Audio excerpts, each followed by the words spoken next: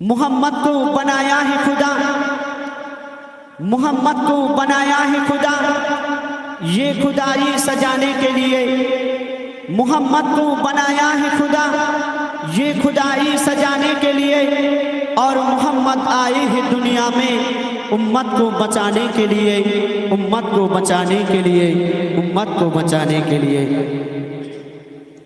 আপনাদের কাছে অনুরোধ করব একটু মন দিয়ে আদবের সঙ্গে শুনবেন, কেন কোরআন শরীফ এমনই একটি কিতাব কোনো ব্যক্তি যদি পড়ে আল্লাহ পাক এক একটি হরফের পেছনে 20টি করে নেকি দান করেন। আর যে ব্যক্তি পড়তে পারে না সে যদি মন দিয়ে আদবের সঙ্গে এই কোরআন শরীফ পড়া শোনেন তাকেও আল্লাহ পাক এক একটি হরফের পিছনে 10টি করে নেকি দান করেন। তাই অনুরোধ করব 5টা মিনিট সময় দেব, একটু মন দিয়ে শুনবেন। আপনারা কেউ কথা বলবেন না, একটু মন দিয়ে শুনবেন।